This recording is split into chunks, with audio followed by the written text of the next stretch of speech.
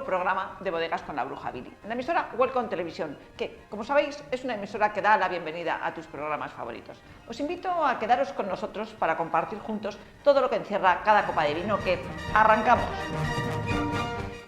Hoy vamos a conocer la historia, el entorno y los vinos de una de las bodegas más conocidas desde hace muchos años en nuestro país, de una historia que le hicieron dos hermanos, Jesús y Pepe Hillera, a los que apodaban Los Curros, una familia que llevaba elaborando vino desde hace más de 6 generaciones y que en los años 50 recorrían con su carro los pueblos de Valladolid para vender el vino en sus antiguos pellejos, y que pocos años después decidieron trasladarse al pueblo de Rueda, porque en esta localidad había una uva blanca llamada Verdejo que estaba adquiriendo en aquella época mucha fama. Pues sí, como os imagináis, estamos hablando de Bodega Sillera, y junto a Marcos Sillera, actual generación al frente, conoceremos los inicios de esta bodega, porque a los que, como yo, vais por vuestra cuarta o quinta juventud, seguro que habéis oído hablar de la bodega Los Curros, o seguro que habéis oído o habéis probado en alguna ocasión su archiconocido vino Cantosán. Unos inicios de la bodega que, con el paso de los años y su actitud visionaria e innovadora, les ha llevado a ser actualmente uno de los grupos bodegueros familiares más conocidos de España. Y también, en el programa de hoy, conoceremos curiosidades de esa uva Verdejo que apuntaba maneras de expansión en los años 70 en la localidad de Rueda y que se ha convertido, con el paso de los años, en la uva reina de la región y en una de las variedades blancas más reconocidas de nuestro país, de la que conoceremos sus diferentes nombres, sus orígenes y muchas cosas más. Os animo a quedaros con nosotros, que comenzamos. Como os comentaba, seguro que a los que vais por una juventud más avanzada os suena la bodega Los Curros o el mítico vino Cantosán, porque durante muchos años fue uno de los vinos españoles más nombrados y también durante muchos años fue el vino de la casa de uno de los restaurantes más prestigiosos de Madrid, el restaurante Zalacaín. Y el espíritu innovador de los integrantes de esta bodega quedó patente desde sus inicios, porque fue pionera en embotellar el primer vino blanco de la uva Verdejo de Rueda con ese vino Cantosán. Más tarde crearía su innovador vino tinto Hillera de bodegas Los Curros, que tenía una crianza en barrica de 1 año y que se convirtió en el vino más vendido de toda la zona de Ribera del Duero, cuando todavía esta zona no existía como denominación de origen. Y tiempo después, y con el paso de los años, este vino Hillera, tan conocido, daría paso al nombre de Bodega Sillera, y esos vinos tradicionales dieron paso a vinos más modernos y actuales, pero basados siempre en la tradición y en el respeto a la variedad de cada región que los da vida.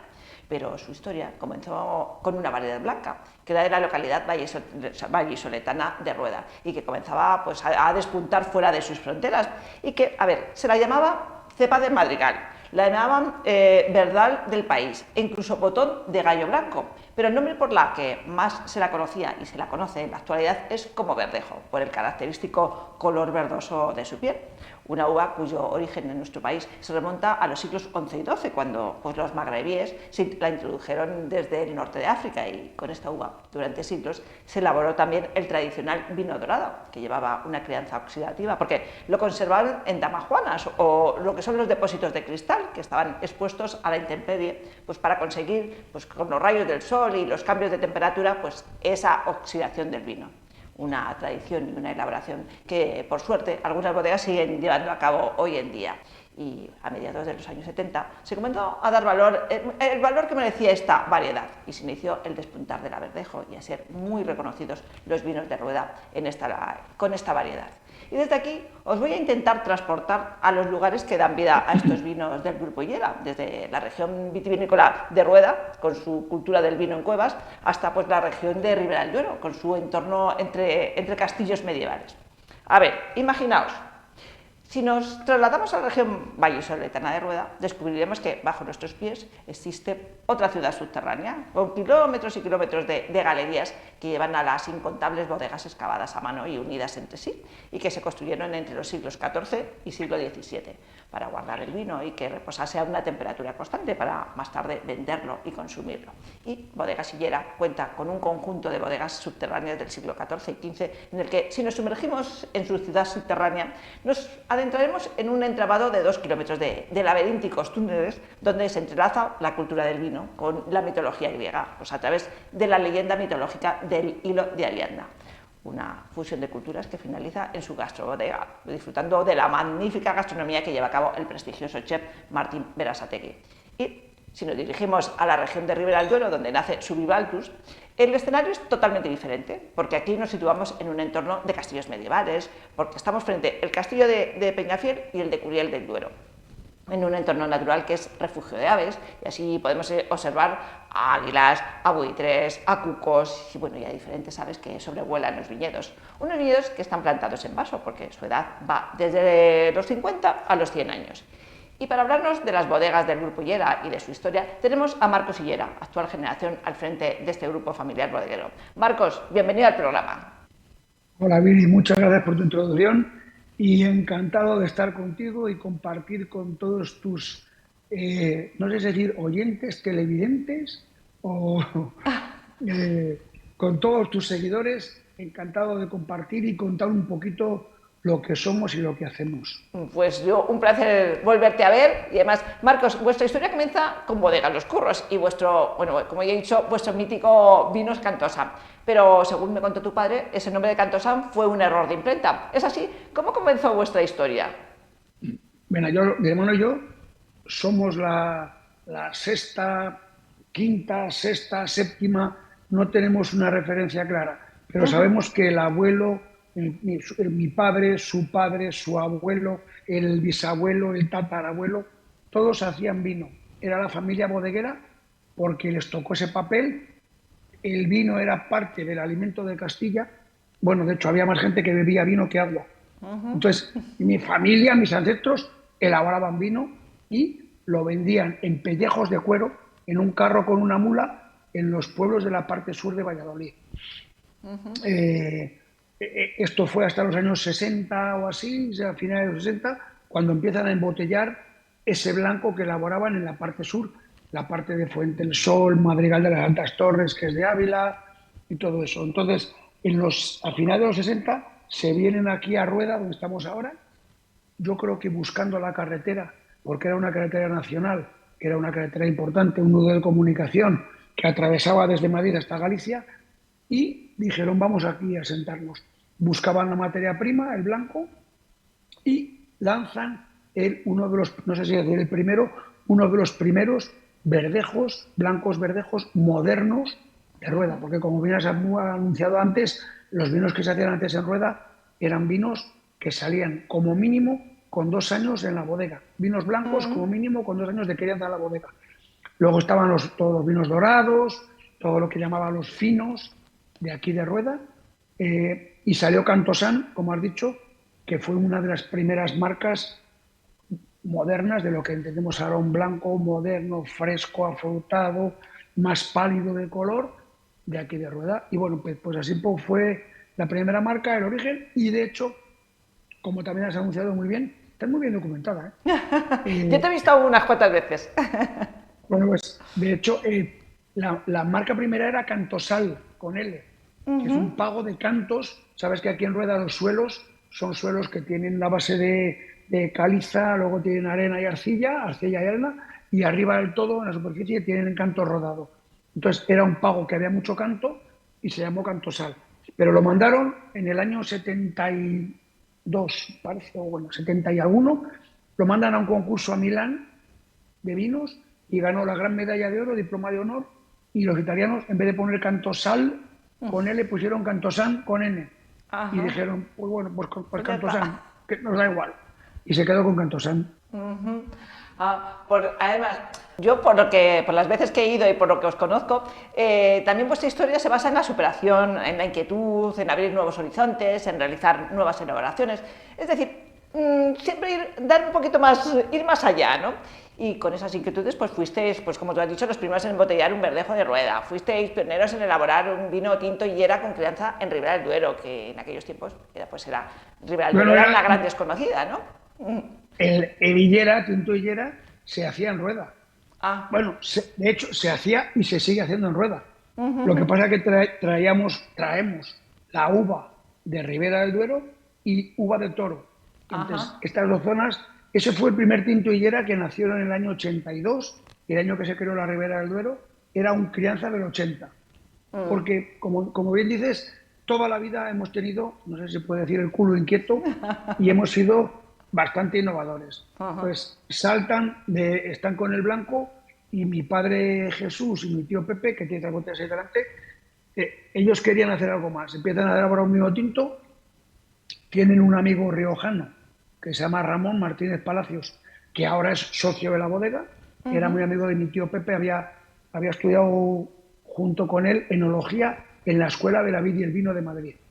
Y, y entonces Ramón le decía, iros a la zona de la Ribera del Duero, cuando no se conocía la Ribera del Duero. Ajá. Iros por ahí, por Aranda, y ahí hay cooperativas en Gumiel, y luego ya en zonas más altas en La Aguilera, Fuente Nebro, iros para La Horra y por ahí, que ahí hay vino muy bueno, hay uvas muy buenas, tintas. Y empezamos a buscar uvas por allí, ya te digo, a principios de los 80, antes de que se creara la DEO, Ribera del Duero, que se crea en el 82. Oh. Y era para proveernos de uva para hacer el tinto y higuera aquí. Y eso fue una de las, para nuestra empresa, una de las primeras micro o pequeñas revoluciones, tanto a nivel enológico, por lo que supuso el vino, como a nivel comercial, porque fue un éxito abrumador en Y toda además, España. ahora, hace relativamente poco tiempo, habéis sido pioneros en la elaboración de los denominados frisantes, que podría decir que son unos vinos ligeramente espumosos y muy enfocados en la juventud, porque son muy frescos, bueno, muy ligeros, con Ya poco hace alcohol. años, justo la primera añada nació en el año 2010. O sea, desde el primer verdejo Cantosán, al que ahora se llama Higuera Verdejo, pasando por los tintos Higuera de Rueda, luego compramos una cooperativa en la Ribera del Duero para proveernos de uva de Ribera del Duero y para lanzar un vino con la contraetiqueta de Ribera del Duero que ya empezaba a funcionar. Claro, la bodega se compró en el año 84, 85, no recuerdo. Bueno, era una cooperativa en Boada de Roa, está pegada a Pedrosa de Duero y a Roa, y el motivo era sacar un vino, porque ya pitaba la Ribera del Duero, empezaba a ver ahí un poquito de ruidito y tal, y sobre todo porque estaba la Vega Sicilia. Joder, y todos queríamos estar a la Vega Sicilia. Claro, claro. Y luego eso, como bien dices, se lanzan vinos espumosos en rueda, ni cava ni champán, burbujas Cantosán, que la gente que tenga canas como yo lo escucharía en su día en la radio en el Carrusel Deportivo de la cadena SER y luego de la COPE.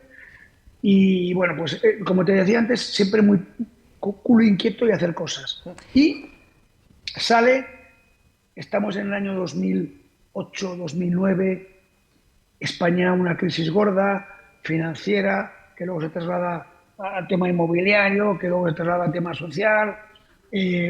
Tenemos en rueda una uva que es espectacular, que antes también has dicho, una de las mejores uvas blancas de España, y yo me atrevo a decir que del mundo, pero la gente joven no bebe vino.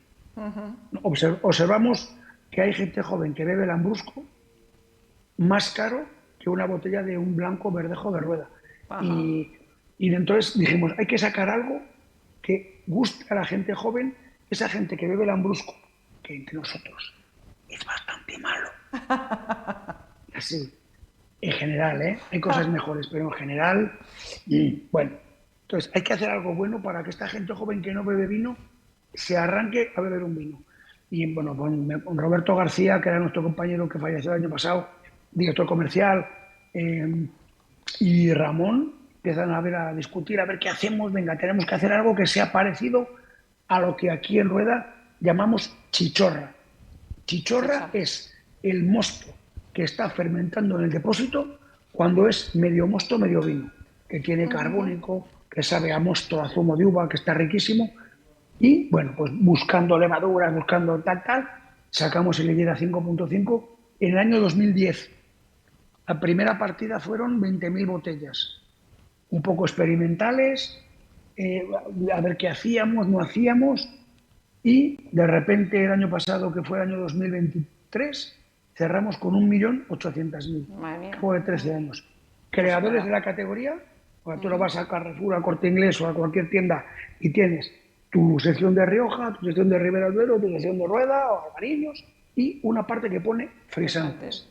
Pues los creadores tenemos el orgullo de decir que fuimos nosotros. Pues enhorabuena. Y ahora, cambiando ahí ya a los vinos, digamos, más tranquilos y más de adultos, por decir de alguna forma, no es verdad, pero bueno, tenemos este Llera, que estoy viendo que es un blanco de verdejo, pero que pone vendimia nocturna. Cuéntanos qué ventajas y inconvenientes se realizan en la vendimia nocturna y háblanos de este Llera verdejo. Mira, en Rueda, otro secreto, en Rueda el 90% de la vendimia se hace de noche. En todas las bodegas, yo animo a toda la gente que nos ve que venga un año en septiembre por la noche por aquí, por todas las carreteras, caminos que hacen la de Rueda, y van a ver todos los viñedos llenos de máquinas con luces que parecen como dragones en medio de la noche, están vendimiando. Eso se hace por varias razones. La primera de ellas, vamos a decir, unas a nivel de cualitativo y otras a nivel pecuniario. Cualitativo. De noche, en septiembre, en la época de la vendimia, las temperaturas bajan, pues a lo mejor bajan 20 grados. Podemos tener de día 32 o 35 grados y de noche bajar a 7 o a 10, con lo cual la uva entra fresca. Lo segundo, una máquina de noche corta muchos kilos de uva por hectárea. Entonces, ahora tenemos un problema de mano de obra. Hay muy poca gente que quiera trabajar. No hay vendimiadores. Entonces, una finca en Rueda que tenga 50, 60, 25 hectáreas, hasta 100 o más grandes que hay, cuando la uva está lista para cortar, hay que cortarla. Si necesitáramos gente para cortar la uva, se analizan los parámetros de azúcar, de color, de todos los polifenoles, todo lo que tiene la uva. Decimos, el martes cortamos. Si el martes hubiera que cortar esa finca grande a la vez, haría falta un ejército de muchísimas personas. Y ahora, lamentablemente, no las hay. Entonces, la máquina lo corta rápido. Las máquinas de ahora son espectaculares. O sea, una máquina que vibra la uva, perdón, vibra la cepa y coge solamente la uva madura. Pasas el día siguiente y ha dejado las racimas, la uva verde, pues, y la uva en media hora, sin oxidación del sol, pasa de estar del viñedo a la bodega. Ya se procesa y empieza esa noche ya, se mete de poquito para que arranque la fermentación. Con lo cual es muy positivo para la uva. Ya. Vale. ¿Y qué nos hablarías? Cuéntanos algo de este verdejo, de vuestro verdejo. Bueno, nosotros tenemos un verdejo. Yo considero que en Rueda tenemos un montón de vinos muy buenos y la única pega es que son todos bastante parecidos, porque todos utilizamos las mismas técnicas, los mismos depósitos, todos los enólogos saben cómo hay que fermentar la uva los suelos son bastante parecidos. Hay diferencias entre Segovia, a lo mejor la zona de la Seca, Rueda, Serrada, la zona de Tordesillas o la zona que va más hacia Medina del Campo, pero en general pueden ser parecidos. Nosotros con este Llera Verdejo lo que hacemos es, le metemos, para tener un poco de diferenciación, aparte de que la levadura con la que se fermenta es neutra, quiere decir, no añadimos ni un aroma que no venga de la uva o del terreno al vino. Es un Avellanus que lo único que hace es ayudar a fermentar, ¿vale? Y luego lo que hacemos es le añadimos un 5% de vino, 5, 6, 7% de vino que ha estado criado en barrica del añado anterior, un año entero. Entonces le queremos dar un poquito más de volumen en la boca, un poquito más de carácter, ¿vale? Y luego estás ahí con los vinos tintos delante. Cuando veamos los tintos, desde que estamos trabajando con un enólogo francés que se llama Jean-Claude Berruet, Moncho, nuestro enólogo, piensa, ¿cómo lo haría Jean-Claude? ¿Qué haría Jean-Claude? Este señor ha hecho más de 40 añadas de Petrus, para que la gente sepa. Entonces es un dios, es un gurú, no sé cómo ya definirle. Entonces, él no hace nuestros vinos blancos, hace los tintos. Pero Moncho piensa, ¿qué haría Jean-Claude? ¿Cómo trataría la uva? ¿Cómo trataría tal? ¿Cómo haría los ensamblajes de diferentes parcelas, de diferentes tipos de uva, de edades diferentes, suelos? y eso intentamos hacer con el Llera Verdejo Magnatope. Pues ahora nos trasladamos a la Ribera del Duero para conocer vuestros tintos, donde, bueno, y tenemos aquí dos de los más representativos de vuestra historia. De hecho, pues yo creo que rinden homenaje a sus dos fundadores, por eso llevan su nombre en la etiqueta. Es, bueno, Pepe Llera, por tu tío, y Jesús Llera, por tu padre. ¿Qué nos puedes contar de estos dos vinos y cuáles son sus características? Mira, Pepe Llera lo lanzamos hace, me parece que salió la primera llave en 2011 o 12. Bueno, y queríamos hacer un vino que fuera el típico Ribera del Duero de chateo, vamos a decir, en categoría roble, de barra, cuando va la gente a un bar, a una barra, a tomarse unas tapas, unos pinchos, y dice, dos cañas, dos ruedas, un Rioja y dos Riberas, por ejemplo. Queríamos que fuera, pero que tuviera un poquito más, o que fuera un poquito mejor que la media que había en Ribera del Duero. Entonces, se ha buscado uva un poco más especial, de viñedo viejo, está en barrica unos 10 meses, casi como si fuera un crianza, y lo que queremos es que sea un Ribera del Duero de barra, pero un Ajá. poquito más versátil, que acompañe una comida, que acompañe un guiso, y le pusimos el nombre de Pepe, que era mi tío falleció en el 95, y queríamos que fuera un vino un poco como él, que tuviera personalidad. Él era un personaje, bueno, la gente que le conoció habla de un personaje único y queríamos que fuera un personaje, un vino único. Y lo bueno que tenemos es que desde el año 2016 estamos elaborando en la bodega Vivaltus, el vino que tienes ahí al otro lado, al final, y nos lo hace Jean-Claude Berruet. Entonces, nosotros lo que hacemos es, te voy a contar los términos a la vez, ¿eh? Vivaltus, que tienes a la Sí, izquierda, el Rivaltos también. Es, a tu digamos que vuestro derecha, vino top, ¿no? Jesús Sillera y Pepe Higuera. Lo que hacemos en la Ribera del Duero, nosotros tenemos una bodega en Vivaltus que compramos en el año 2015. Era una bodega que pertenecía a unos constructores. Esta gente pues les pilló la crisis, fueron a la quiebra y dejaron un edificio espectacular, hecho, y nunca llegaron a elaborar ni un kilo de uva en esa bodega. Entonces, bueno, estos lo abandonaron, estaba la bodega abandonada y en el año 2015 nosotros queríamos hacer algo en la Ribera del Duero porque habíamos sido pioneros y fundadores casi, no casi porque no estábamos metidos, pero comprábamos la uva y traíamos el vino para hacer liguera aquí en Rueda.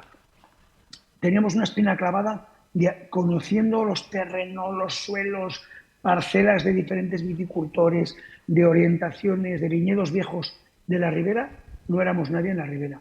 Y dijimos, hay que hacer algo en la Ribera, serio, empezamos a buscar y apareció esta bodega que se llamaba Entre Castillos y nosotros, bueno, lo compramos, lo adecuamos porque estaba abandonada entera, no había ni cables, ni bombillas, ni nada, pero estaba el edificio que nos maravilló. Como tú has dicho, rodeado de colonias de buitres, Ajá. de Un paisaje águilas, de maravilloso. cucos, es espectacular. Entonces, lo que hacemos en Vivaltus, bueno, la bodega preparada es un cerro, el cerro está excavado, esta gente excavó el cerro, hicieron una bodega todo para trabajar con gravedad, pero nunca llegaron a elaborar ahí un kilo de uva. Entonces, el proyecto de Vivaltus se basa en tres pilares. El primero es esa bodega que está preparada para hacer cosas muy especiales. Son obis que se descargan con toboganes, se recogen con unas grúas, luego por arriba se vacían con gravedad. Bueno, es máquinas muy especiales. El primer selector óptico que hubo en España lo pusimos nosotros. La bodega preparada para hacer vinos buenos. Ya está.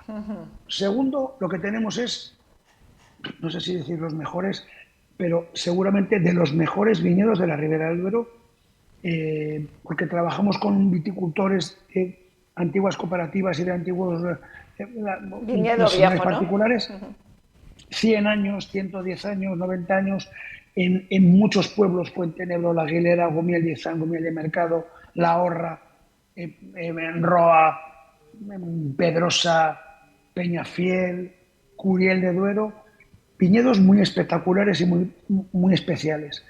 Nos faltaba una pata para tener algo diferente en la ribera, porque si nosotros hacemos nuestro vino, pues Ajá. íbamos a ser un vino muy bueno, pero va a ser un vino más, un vino bueno más. Y dijimos, vamos a irnos a Burdeos, nos traemos a un enólogo francés que nos dé por lo menos una visión diferente. Algo, un toque diferente de cómo hacer los vinos. Hicimos nuestra clasificación, Cristiano Ronaldo, Messi, Mbappé. Claro, nuestro mito era Petrus. Intentan traernos al enólogo de Petrus. Joder, era como si el Real Valladolid fichara a, yo qué sé, a Messi. Pues porque Ya. nosotros somos el Valladolid, un equipo modesto, un equipo familiar, y traerte al mejor del mundo, pues lo conseguimos. Fuimos por una serie de coincidencias, coincidimos con la familia Berruet, presentamos el proyecto, vinieron a vernos, fuimos a verlos a su casa, hubo una conexión ahí, un enamoramiento Que han a entrado en el primera proyecto. vista, y entonces elaboramos los vinos en Vivaltus, elaboramos Vivaltus, Flor Vivaltus, Jesús Higuera y Pepe Higuera. ¿Eh? Los Y 4 vinos los elabora Jean-Claude Berruet. Lo que hacemos, tenemos 24 depósitos diferentes en los cuales metemos en cada uno una parcela diferente.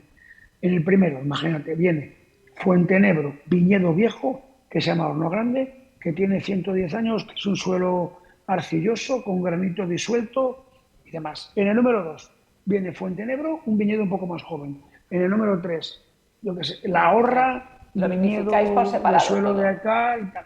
Va todo separado. O sea, esos 4 vinos, Vivaltus, Flor Vivaltus, Jesús y Pepe, no son vinos de una sola parcela. Son vinos, yo digo, multiterroir, multiparcelas. Se elaboran todos con el protocolo Berruet, en el periodo de oxígeno, de cómo se hacen los remontados, de cómo entra la uva, bueno, lo que es la fermentación, lo que es la vinificación. Y luego ya, después de maloláctica, viene Jean-Claude o vamos a su casa, a San Emilión, que nos gusta mucho más, llevamos una muestra de cada depósito y él hace ensamblajes antes de meter en barrica. Entonces, hace Vivaltus, una pequeña cantidad, hace la Vivaltus, hace Jesús y hace Pepe. Ajá. Entonces, jugando con diferentes proporciones de cada parcela, de cada depósito, va haciendo los vinos. Y yo le veo trabajar y veo a David Copperfield haciendo magia, porque cambia un 5% de un depósito a otro y Y cambia cambia el vino totalmente. completamente. Marcos, ¿por qué Vivaltus? Bueno, Vivaltus no queríamos que se llamara Entre Castillos, porque era pese a que había quebrado y tal, y cambiamos el nombre. Entonces elegimos el Vivaltus porque hace vocación a algo vivo, a algo que está en altura, a algo alto, y sobre todo es una palabra que suena bien en todos los idiomas. Yo qué sé, no significa caca en finlandés, por ejemplo, Ya. o en chino. Tal. Hicimos un estudio del nombre, se podía registrar en todos los idiomas y se hizo Vivaltus. La flor Vivaltus, que es la que tienes tú ahí delante, Sí. esa caligrafía, eso lo escribió Jean-Claude Berruet con su mano.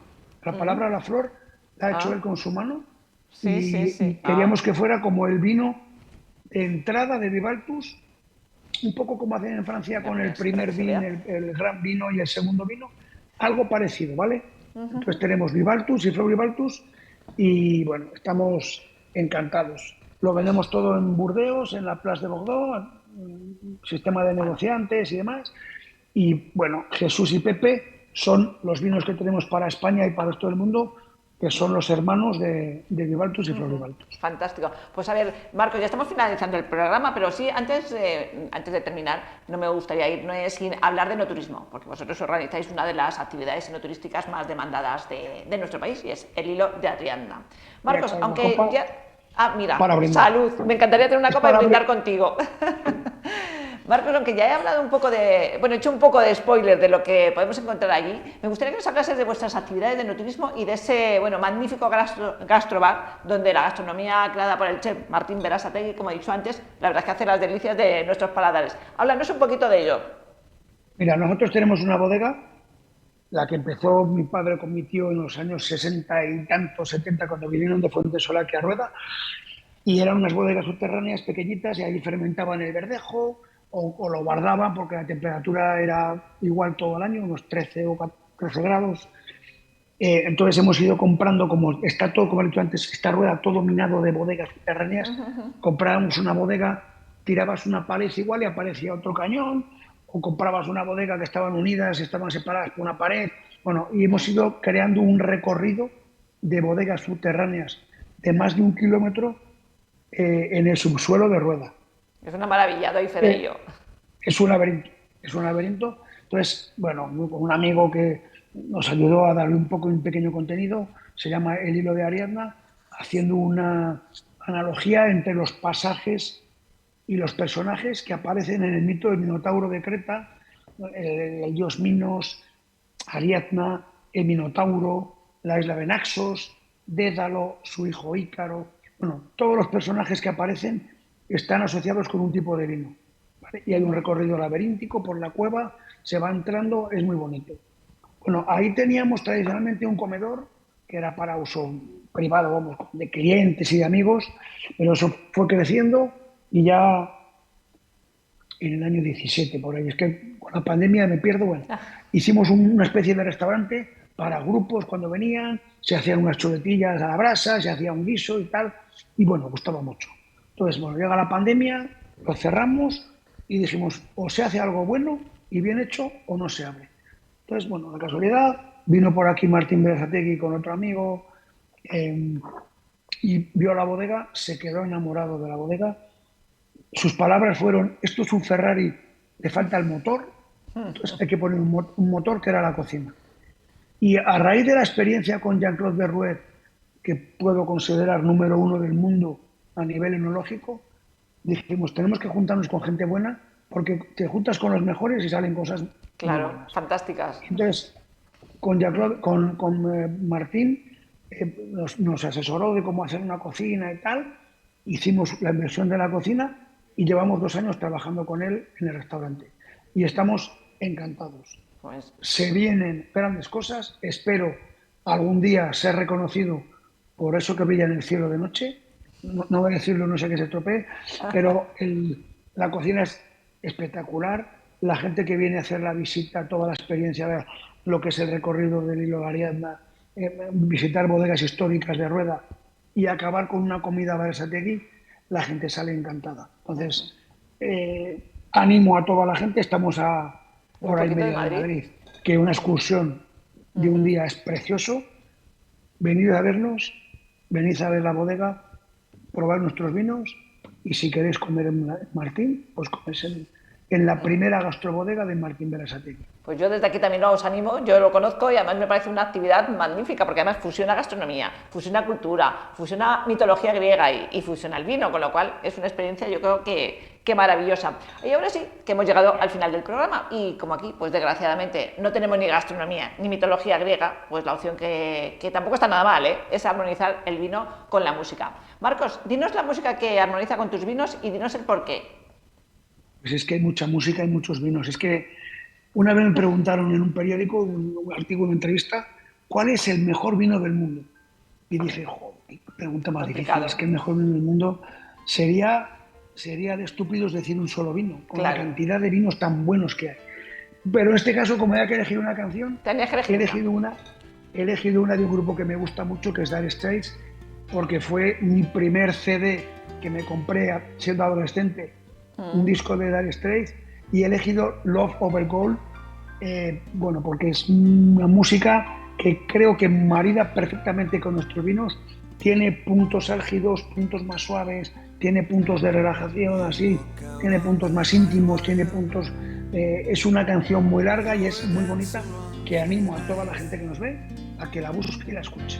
No, la va a escuchar, porque con la armonía de la música y los vinos de Irán nos despedimos. O sea que, Marcos, ha sido un placer volver a conversar contigo y el haber conocido un poquito más de vuestra historia.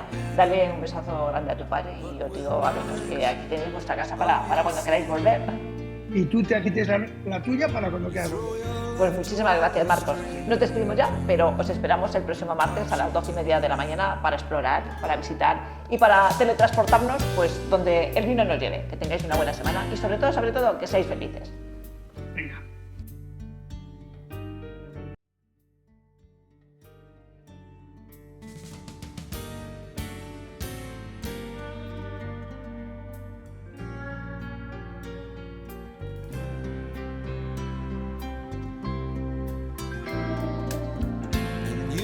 Dancing through doorways